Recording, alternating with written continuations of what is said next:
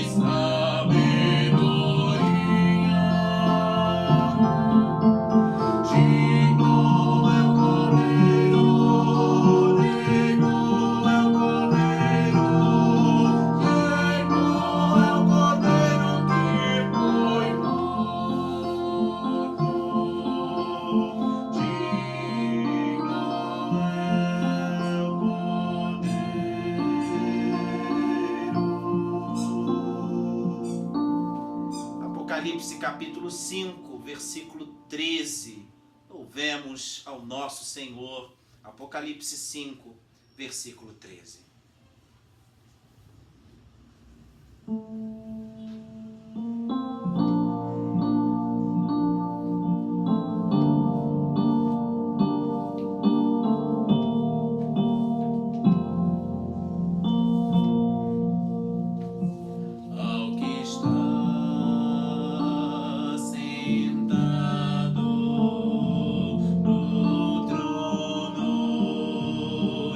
Poder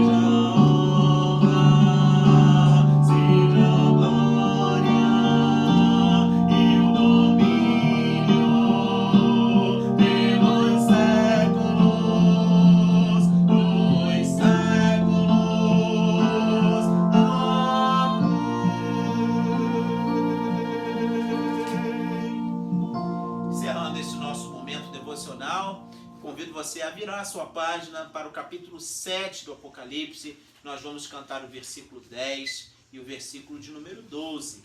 Apocalipse, capítulo 7, versículo 10 e versículo de número 12.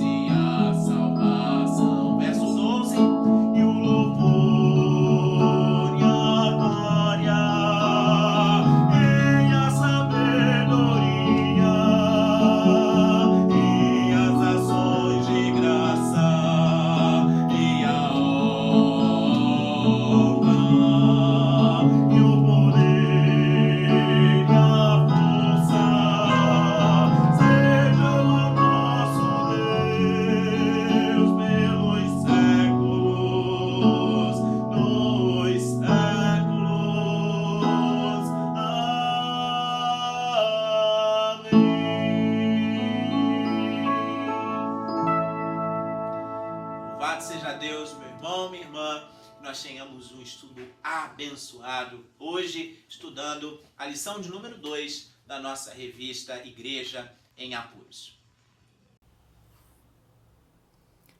E assim, queridos, começamos a nossa segunda lição da nossa revista Igreja em Apuros, da nossa editora da Igreja Presbiteriana do Brasil, editora Cultura Cristã, e nós vamos então dar início ao nosso estudo orando, como nos convém.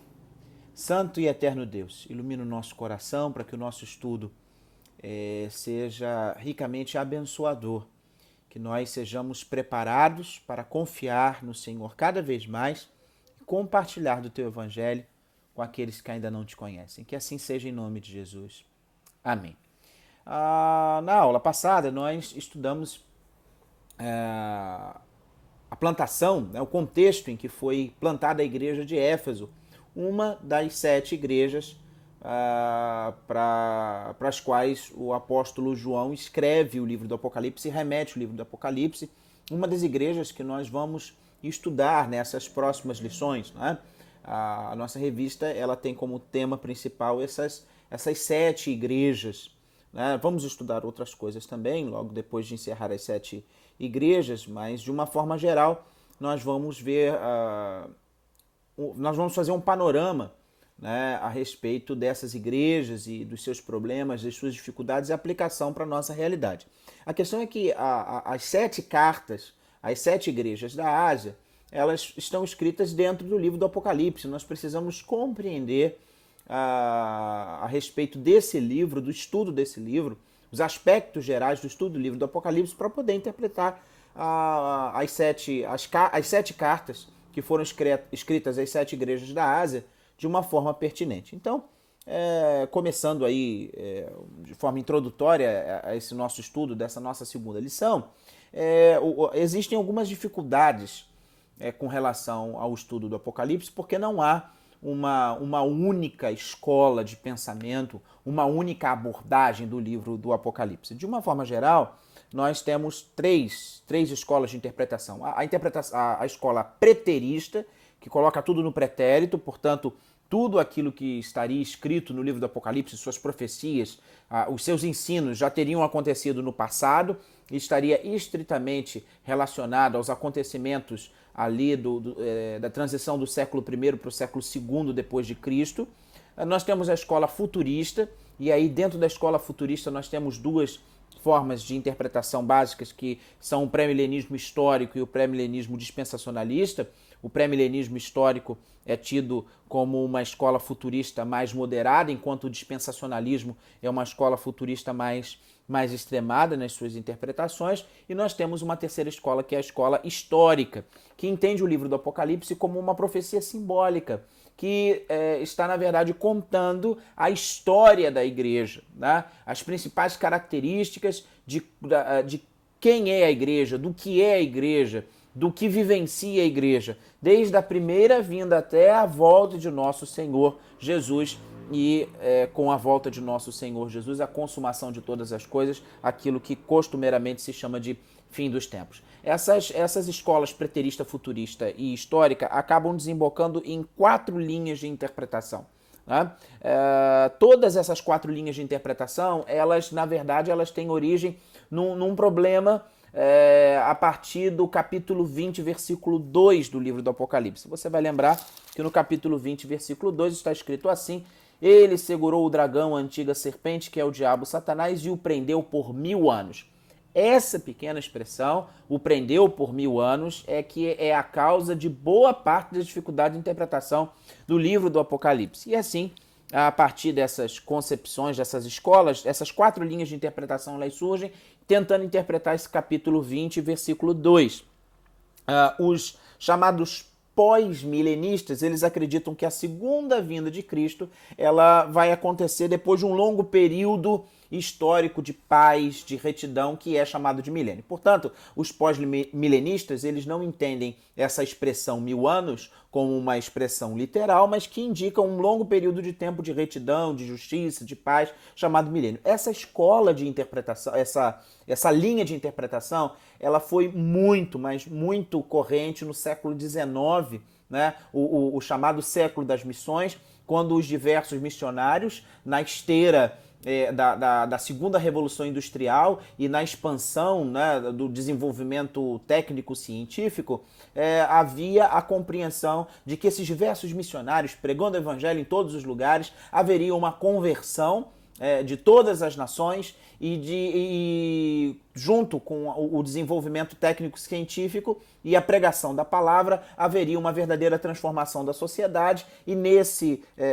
após esse longo período, né, de justiça, de retidão, de conversões, então estaria preparado o mundo para o retorno de Jesus. Essa visão ela entrou em declínio principalmente depois da Primeira Guerra Mundial, né, quando se mostrou que todo aquele progresso técnico-científico e mesmo os grandes esforços missionários não foram capazes de trazer esse mundo de retidão, de paz e de justiça, né? Uma segunda linha de interpretação, que é conhecida como pré-milenismo histórico, entende que a segunda vinda de Cristo virá antes de um milênio razoavelmente literal. Então, nós teríamos um período de grande tribulação, e a igreja, inclusive, sofreria essa tribulação. Após essa tribulação viria a volta de Cristo, e então ele estabeleceria um reinado literal de 1000 anos, e só depois desse período, né, em que Satanás estaria preso, durante esse período de reino, depois da segunda vinda, é que haveria, depois de 1000 anos, a soltura de Satanás, e então uma grande rebelião, uma grande apostasia, uma luta final, literal, entre Jesus e Satanás, e assim viria o juízo, né? Nós temos uma terceira corrente de interpretação que é derivada desse pré-milenismo histórico, mas é chamado de pré-milenismo dispensacionalista, e é razoavelmente recente a sua interpretação. Nós temos como seu expoente John Nelson Darby, ali no século XIX, e essa linha de interpretação ela ficou muito popularizada através de uma Bíblia de estudo chamada Bíblia Anotada de Scofield, e a principal característica do pré-milenismo dispensacionalista, que divide a história em diferentes dispensações, curiosamente, dentro da simbologia bíblica, 7 grandes dispensações, ela faz uma diferença, ela faz uma distinção entre o arrebatamento e a segunda vinda de Cristo. Então haveria, na verdade, 2 segundas vindas. Cristo viria ali na metade do caminho, faria um arrebatamento secreto da igreja, né? E seguido de um grande período, uma forte tribulação, até que Jesus viria, né? Aí seria uma terceira vinda, não uma segunda vinda, e estabeleceria o seu reino, né? Esse seu reinado de 1000 anos. A quarta linha de interpretação é chamada de amilenismo, ainda que não seja uma palavra muito adequada, porque ela também aborda o problema do milênio, só que de uma perspectiva diferente, né? A interpretação dos amilenistas a respeito de Apocalipse capítulo 20, versículo 2, considerando o seu gênero literário, né? Tanto o gênero profético, apocalíptico, quanto o gênero epistolar, a gente vai falar daqui a pouquinho sobre isso, entende que a expressão 1000 anos ela não deve ser lida de forma literal, mas a expressão milênio, que corresponde a múltiplos de 10 e 10 na literatura simbólica, né, no simbolismo bíblico, indica completude, né? Nós temos ali um período completo, um período certo, ainda que não contabilmente, ainda que não quantitativamente, mas de forma qualitativa, nós temos um período certo dentro do controle da soberania de Deus entre a primeira e a segunda vinda de Cristo, né? Em que ainda que haja manifestações malignas, ainda que haja manifestações de Satanás, Satanás está contido porque ele não tem todo o poder, ele não tem todo o controle sobre todas as coisas. É por isso que Apocalipse capítulo 20, verso 2 diz que ele está, de fato, aprisionado, ainda que haja manifestações manifestações malignas, ainda que haja manifestações satânicas, mas existe um único governante, um único soberano sobre todas as coisas, que é o Senhor. Então esse número não, assim como todos os demais números, não devem ser entendidos de forma literal, mas a numerologia, né, os números ali no Apocalipse são simbólicos, eles indicam verdades espirituais profundas, tais como, por exemplo, o uso de os 7 Espíritos de Deus, que se referem ao Espírito perfeito, ao Espírito Santo, ao Espírito completo. Não é? Então, seguindo essa mesma coerência interpretativa, se considera que o milênio é, na verdade, um período indeterminado, a gente não sabe exatamente quantos anos, quantitativamente falando, mas é um tempo determinado entre a primeira e a segunda vinda de Jesus. O amilenismo poderia ser melhor expresso no chamado milenismo realizado, né? Os amilenistas creem no milênio, ainda que não leiam de uma forma literal, né, quantitativamente. E essa é a abordagem que nós vamos ter nas nossas lições, essa é a abordagem que está sendo considerada nos nossos cultos dominicais, na exposição do livro do Apocalipse, seguindo a interpretação histórica, né? O Apocalipse é uma profecia simbólica sobre toda a história da igreja até a volta de Cristo e o fim dos tempos. Então, considerando o gênero literário do Apocalipse, ele não deve ser lido como uma narrativa histórica, como se esse livro fosse do mesmo gênero literário dos evangelhos, que narram a história de Jesus em ordem cronológica, né? Contando fatos, contando eventos, contando diálogos entre os personagens. Né? O texto do Apocalipse ele precisa ser lido, né, a partir das suas verdades espirituais, que são repetidas em 7 sessões paralelas, né? O número 7, que é o número da perfeição, é um número utilizado no Apocalipse, inclusive na formação do seu texto, né? Então, nós temos verdades espirituais que a cada sessão do livro, a cada bloco textual, a cada partes, né? A cada uma das suas partes, nós temos uma verdade que é repetida com cada vez mais ênfase. As 7 sessões, né, são os 7 candeeiros, depois os 7 selos, as 7 trombetas, depois na quarta sessão nós temos uma apresentação da tríade do mal, e aí na quinta sessão as 7 taças, depois na sexta sessão a derrota dos agentes do dragão, e na última sessão, na sétima sessão do livro, nós temos o reino de Cristo com os crentes, né? A situação final daqueles que são justificados no Senhor. Tomando essa breve introdução, a gente passa então propriamente a nossa lição, porque mais uma vez nós estamos falando do capítulo 1 do Apocalipse, que é a verdadeira síntese de todo o conteúdo do livro. E é interessante perceber como começa o texto, né? Apocalipse capítulo 1, se você ainda não está com a sua Bíblia aberta, não deixe de abri-la. Apocalipse 1 diz assim: revelação de Jesus Cristo que Deus lhe deu para mostrar aos seus servos as coisas que em breve devem acontecer, e que ele, enviando por intermédio de seu anjo, notificou o seu servo João. Apocalipse é a primeira palavra que aparece no livro e o significado dela é revelação, tirar o véu, desvelar, ou seja, tornar conhecido o que antes não era conhecido. Segundo a nossa lição, esse é o mesmo radical grego, né? A palavra tem o mesmo radical da palavra que é usada na tradução do Antigo Testamento para a língua grega, a chamada Septuaginta, ali em Levítico capítulo 18, do verso 6 ao verso 19, quando se usa o descobrimento da nudez. Né? Apocalipse, então, não é como geralmente as pessoas imaginam, que é um registro de destruição, de desastre, de barbárie. Não. Na verdade, o livro ele está expondo a mensagem de Deus e a mensagem do reino de Deus. Mas quem é capaz de revelar, de mostrar, de anunciar essa mensagem? Você vai lembrar que no capítulo 5, o apóstolo João ele começa a chorar porque ele percebe que não tem ninguém no universo que seja capaz de abrir o livro da história, né, e desatar, de quebrar os selos. Né?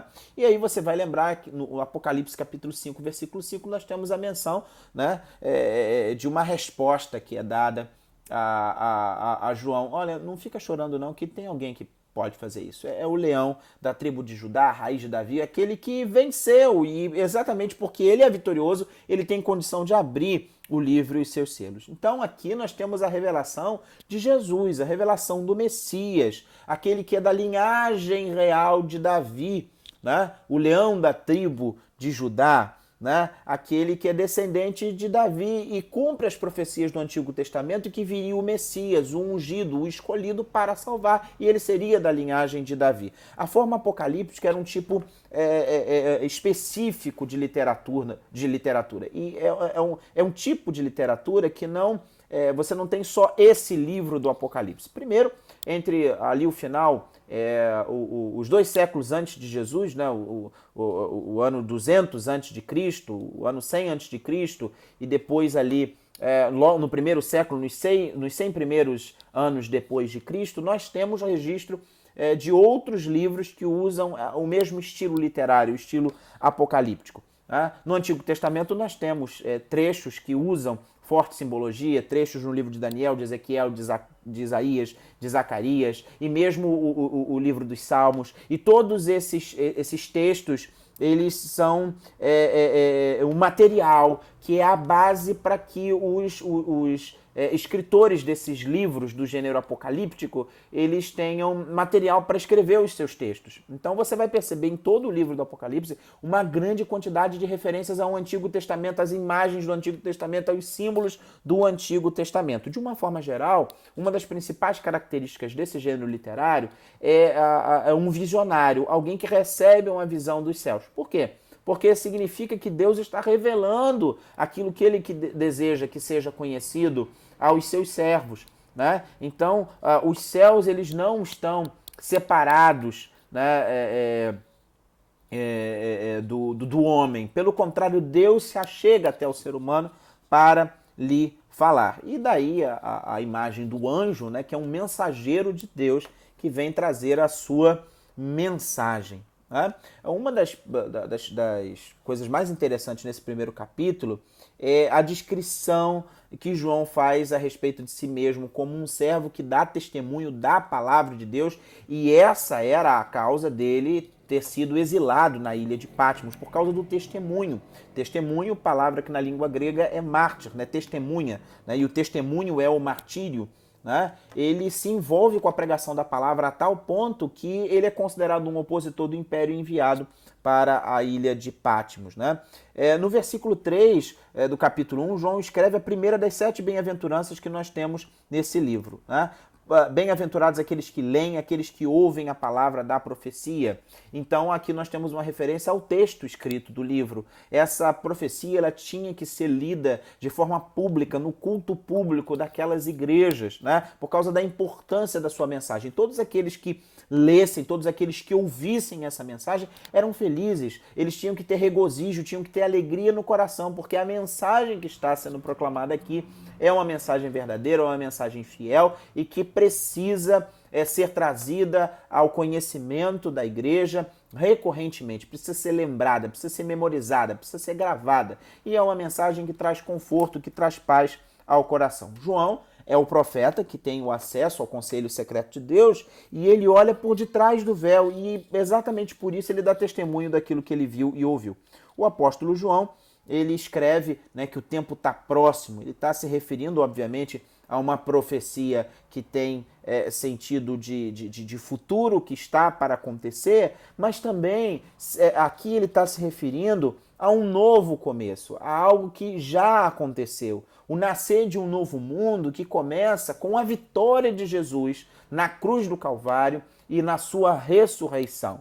Jesus é o Messias vitorioso e ele realizou a sua obra, né? Dizendo está consumado, ali quando ele pagou o preço pelo pecador. E na sua ressurreição, Jesus se torna a primícia, né? Jesus se torna o primogênito dos mortos. É através da sua ressurreição que Jesus ele tem como assegurar a vida eterna, mesmo para aqueles que vierem a passar pela primeira morte, né? Uma simbologia no livro do Apocalipse, a morte natural a qual todos nós aguardamos um dia, né? Pelo curso natural das coisas, se Jesus não vier antes, nós passaremos pela morte. Então, além de ser uma literatura apocalíptica, né, esse gênero apocalíptico, usando toda essa simbologia, além de ser gênero profético, porque está profetizando, está falando da palavra de Deus, está pregando a palavra de Deus com o objetivo de que os seus leitores se arrependam e atentem para a necessidade de viver uma vida conforme o pacto que é estabelecido com esse Deus, que faz pacto com o seu povo por meio de Jesus Cristo, né? Esse povo que é o povo da aliança. O terceiro gênero literário do Apocalipse é o gênero epistolar. João está dirigindo esse livro, o livro do Apocalipse, a 7 igrejas que se encontram na Ásia. Como nós bem sabemos, essa expressão 7 igrejas, ela tem a ideia né? O 7 é um número que geralmente está significado com perfeição, né, ou completude. Então nós temos aqui a representação da totalidade da igreja. Né? Então o livro não é só para as 7 cartas, para aquelas 7 igrejas para as quais são escritas 7 cartas, mas esse livro obviamente é para toda a igreja em todos os tempos. No entanto, a gente não pode deixar de considerar que esse livro é escrito primeiramente para aquelas 7 igrejas e aquelas 7 igrejas receberam esse livro primeiro e a sua mensagem ela faz completo sentido para elas num primeiro momento. Né? A bênção que é dada a essas igrejas aqui é uma bênção trinitária. Né? A bênção da parte daquele que é, daquele que era e daquele que há de vir, da parte dos 7 espíritos que se acham diante do trono. Então nós temos uma referência a Deus Pai, está no capítulo 1, versículo 4, né? João, as 7 igrejas que se encontram na Ásia, graça e paz a vós outros da parte daquele que é, que era e que há de vir, uma referência aí a Êxodo capítulo 3, ao eu sou, né? E da parte dos 7 espíritos que se acham diante do seu trono e da parte de Jesus Cristo, a fiel testemunha. Mais uma vez, 7 espíritos, Espírito Santo de Deus, da parte de Jesus Cristo. Jesus Cristo aqui é chamado por 3 títulos, né? A fiel testemunha, o primogênito dos mortos, o soberano dos reis da terra.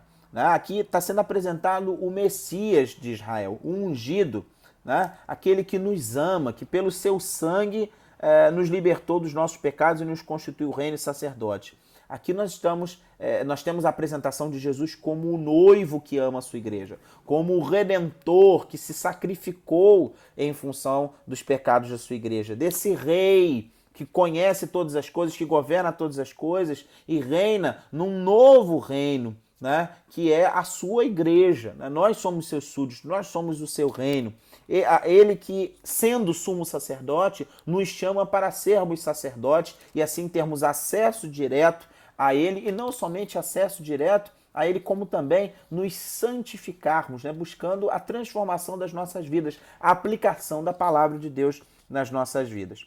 O verso 7, ele pode ser considerado o tema do livro. Eis que vem com as nuvens, e todo olho verá até quantos o transpassaram, e todas as tribos da terra se lamentarão sobre ele. É a mensagem central do livro do Apocalipse, o regresso de nosso Senhor Jesus. Ele vai voltar. Né?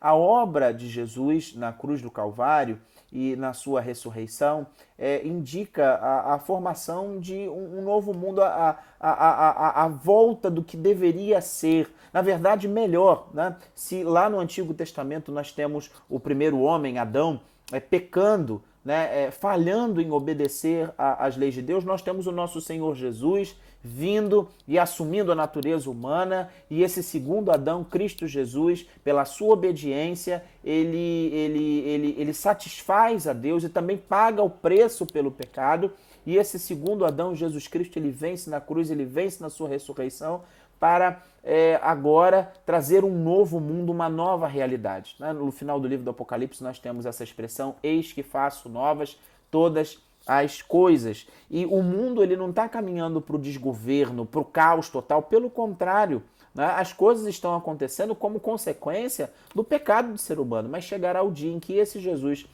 que subiu ao céu após realizar ali a sua obra, vencendo a morte e ressurgindo e deixando o seu povo, a sua igreja, para anunciar essa mensagem, chegará o dia em que ele há de voltar e ele vai consumar todas as coisas. A história ela está caminhando, né, para o seu fim no sentido de finalidade, que é a glória de Cristo, que é a vitória final de Jesus, né, e o casamento do noivo com a noiva, de Cristo com a igreja, a comunhão perfeita, completa e eterna de Jesus com a sua igreja. Assim, o livro está mostrando para a gente que não é César, né, o imperador de Roma, não é Domiciano, que provavelmente foi responsável pelo envio de João para a ilha de Patmos, que está governando. Né? Ali você tem um contexto em que o Império Romano domina, né? E tantas vezes a igreja é perseguida pelo Império. Não, o Império ele existe, você tem os imperadores, mas quem governa o mundo, quem governa o universo, na verdade, é o Senhor Deus. É interessante perceber a palavra que normalmente nos é utilizada com respeito à segunda vinda de Cristo é uma palavra interessante chamada parousia. Né? E essa palavra, parousia, significa visitação. E era utilizada quando o imperador, né, que exigia submissão e lealdade de todos os seus súditos do império, ele fazia uma visita oficial a uma colônia ou a uma província. Então era utilizada essa palavra parousia. Chegará o dia em que o nosso Senhor Jesus, ele há de nos visitar, ele há de vir, né, e será a sua parousia, a visita, a presença, né, do verdadeiro rei, do verdadeiro governador de todas as coisas. É Jesus o verdadeiro soberano sobre todas as nações, e no dia da sua visitação, todos os governantes, todos os poderosos vão se curvar a ele, tal como profetizado no livro dos Salmos, no capítulo 2, que faz parte aí das nossas leituras dessa semana, da semana passada para cá, nos preparando para a nossa aula, em que fala a respeito do filho que regerá com cetro de ferro as nações. Ele que foi traspassado pelas nossas transgressões, né? Tal como nos mostra Zacarias capítulo 12, verso 10, mas aqueles que o traspassaram, nos diz aqui o capítulo 1 do Apocalipse, no verso 7, eles vão se lamentar. Né? E aqui o final do capítulo, o verso 9 até o verso 20, nós temos a visão do Jesus glorificado. João, ele se apresenta para nós como um irmão, companheiro na tribulação e na perseverança, mas é importantíssimo que a gente atente para essas palavras, porque o livro do Apocalipse não foi escrito fora de contexto. Tá? O pano de fundo é o exílio de João na ilha de Patmos por causa da pregação do Evangelho, por causa do testemunho de Jesus. E se um apóstolo, se uma grande figura, né, se alguém, se uma das nossas lideranças foi exilada, o que pode acontecer conosco? O que é que pode acontecer com o restante da igreja? Com aquelas pessoas mais simples, mais pobres, né? ou mesmo aqueles que de alguma forma têm algum recurso desse mundo, mas que não são um apóstolo, que não são uma liderança. Né? A gente tem essa visão tantas e tantas vezes equivocada, deturpada, né? De alguma proeminência de um pastor, de um bispo, né? E ali o apóstolo foi preso, e agora? João, então, ele recebe uma revelação da parte de Jesus, ele recebe a revelação do próprio Jesus. A visão que se tem aqui é do Jesus glorificado, né? Uma visão que acontece no dia do Senhor, uma provável referência ao domingo, ao primeiro dia da semana. João provavelmente estava ali dirigindo o culto na ilha, né? Talvez com aqueles para quem ele tivesse pregado o evangelho, tivessem se convertido, e ali ele está dirigindo o culto, né? No dia do Senhor, e ele se acha em espírito. Olha só que coisa interessante, né? Ele tem uma visão, ele se acha em espírito, e ali ele tem a visão de Jesus, do Cristo glorificado, né? Algumas coisas são importantes a gente observar. A visão que ele tem, em primeiro lugar, são dos sete candeeiros, né? Ele vê os 7 candeeiros, que aqui tem a explicação que esses 7 candeeiros são as 7 igrejas, e no meio dos candeeiros, né, a gente tem Jesus, aquele que passeia no meio daquela igreja, aquele que caminha no meio da igreja, aquele que dirige a igreja, aquele que possui a igreja, aquele que é o Senhor da igreja. E essa visão é realmente uma visão de tirar o fôlego, porque é uma visão que tem diversos elementos do Antigo Testamento. Então, nós temos aqui um semelhante a filho de homem, portanto, alguém com figura humana, com vestes talares, né, vestes sacerdotais. Ele está cingido à altura do peito com uma cinta de ouro, então algo de valor, né? A sua cabeça e cabelos eram brancos como alva lã, e aqui nós temos uma referência, né, à sabedoria, à autoridade, né, cabelos brancos. Eu não sei se você lembra, em diversos filmes antigos havia o uso por parte de juízes, uma peruca de cabelos brancos, né? Não sei se você já viu filmes assim, numa referência da autoridade do juiz, né? da sabedoria, a ideia de uma idade mais avançada, né? O ancião, né? Aquele que tem conhecimento, aquele que tem sabedoria. Seus cabelos eram brancos como a lã, como neve, os olhos como chamas de fogo, olhos penetrantes, olhos que conhecem todas as coisas, olhos que têm toda a ciência, os pés semelhantes ao bronze polido, né, indicando que não tem como tirar ele dessa situação. São pés de bronze, né, pés que brilham, né, como refinado numa fornalha, né, isso indica a estabilidade da sua posição daquele que governa. Uma voz como de muitas águas. Interessante que na simbologia bíblica, sempre que se fala a muitas águas, sempre que fala de tribulação, de chuva, de dilúvios, há uma referência à tribulação, né? O mar, naquele período, tantas vezes é considerado como lugar da tormenta, como lugar da tempestade. Não é por acaso que, pelo menos em 2 ocasiões, Jesus realiza milagres no mar, né, demonstrando o seu controle sobre a natureza, não somente sobre a natureza, mas sobre toda e qualquer situação de tribulação e dificuldade. Agora, a voz aqui de Jesus é como uma voz de muitas águas. Não é a tribulação, não é a dificuldade, não é a natureza que tem poder, mas a voz de Jesus, né? A sua voz é que é poderosa. Isso nos lembra, interessantemente, o Salmo 29. O Salmo 29 ou o Salmo 24? Se eu não me engano, o Salmo 29, quando fala que a voz do Senhor é poderosa, a voz do Senhor cria as costas, é o 29, não é? Tributai ao Senhor, glória e força, tributai ao Senhor. É isso mesmo. Salmo 29, verso 3 e verso 4. Ouve-se a voz do Senhor sobre as águas, troveja o Deus da glória, o Senhor está sobre as muitas águas. A voz do Senhor é poderosa, a voz do Senhor é cheia de majestade.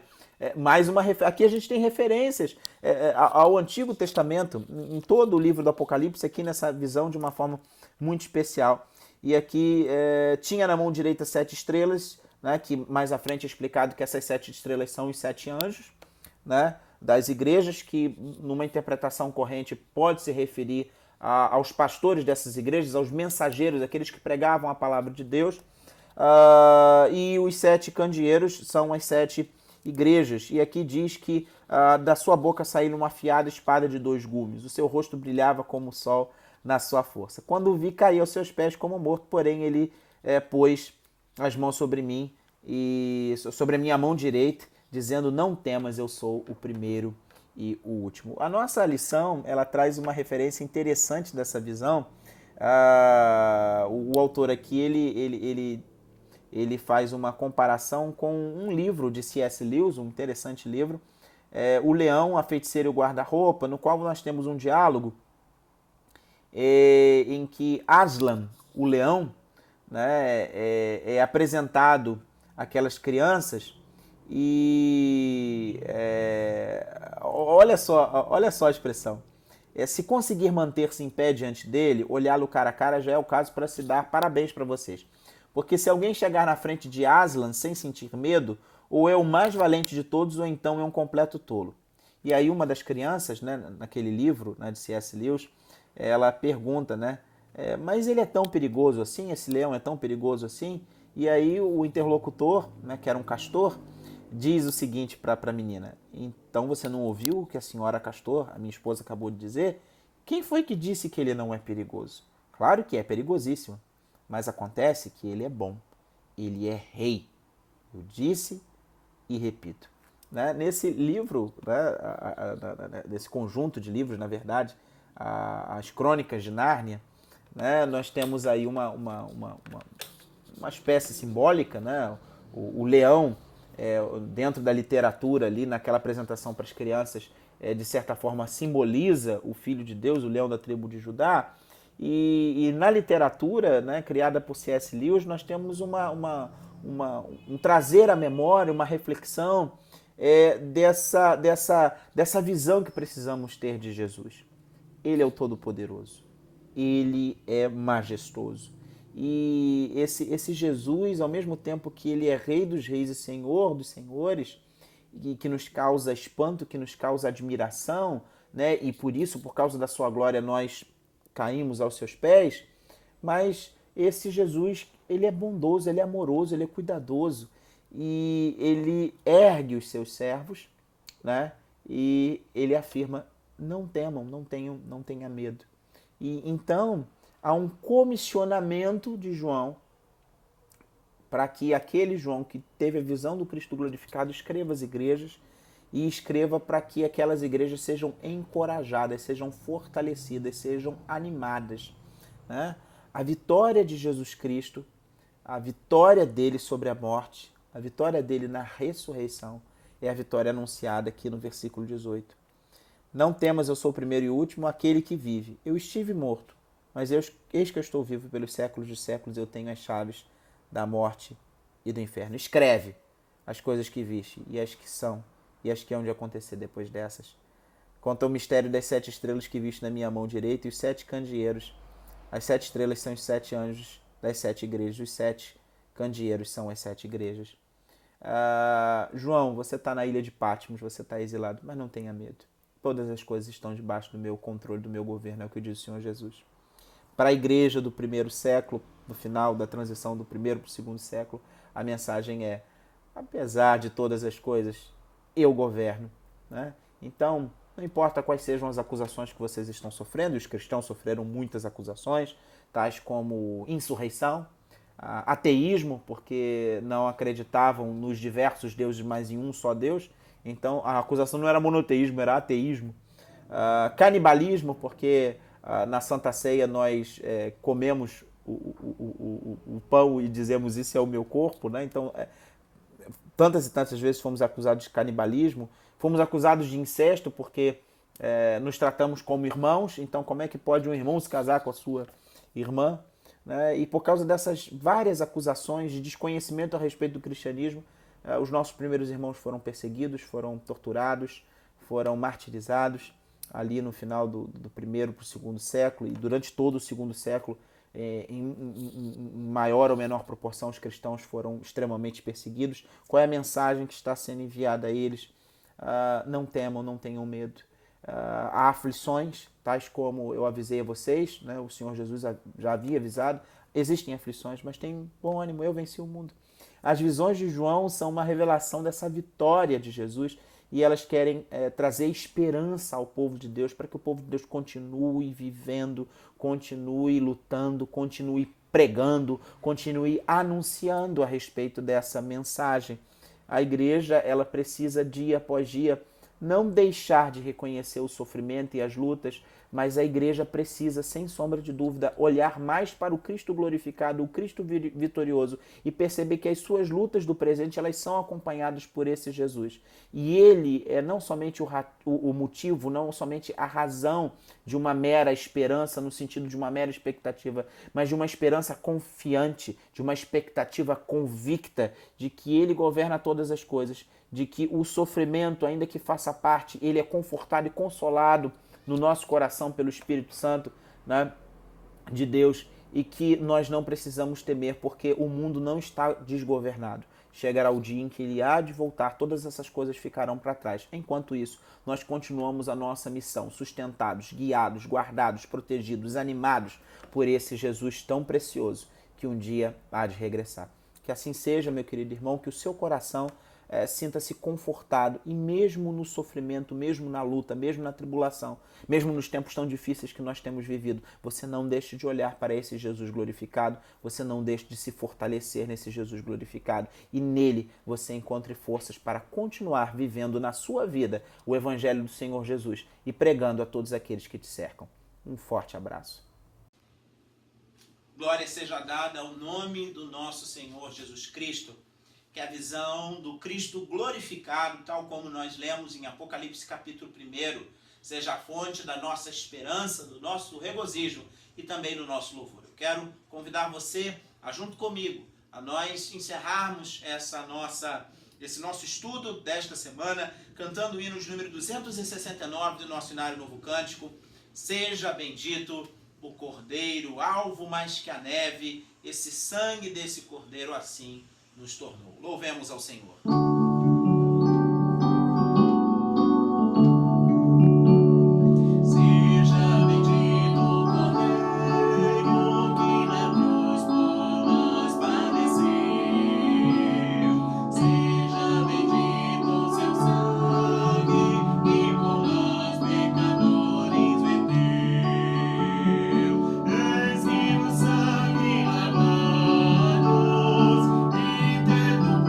Coração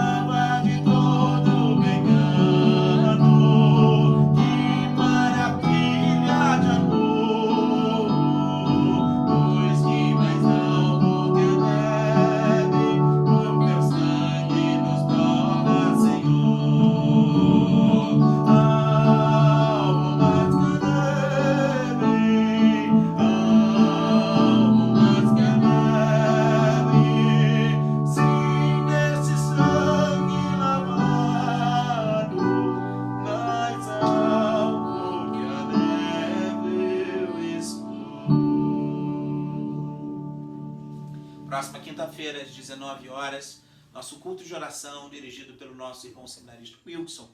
Próximo domingo, se Deus assim permitir, às 9 horas da manhã, o nosso culto sendo transmitido diretamente da Primeira Igreja Presbiteriana de Niterói, e às 18 horas o nosso culto também sendo transmitido. Um forte abraço, nós vamos orar e vamos terminar com a bênção. Santo Deus, obrigado por este dia, pelo estudo que tivemos, pelo louvor ao Senhor. Agora abençoa o teu povo, onde quer que estejamos, que sejamos guardados e protegidos como a mina de teus olhos. Alivia o nosso coração, nos dá força para enfrentar os desafios e que a tua igreja possa ter esperança no Cristo glorificado, aquele que um dia veremos face a face, o Senhor de nossas vidas, o Redentor de nossas almas, nosso supremo e bom pastor, em nome de quem nós oramos. Amém. O Senhor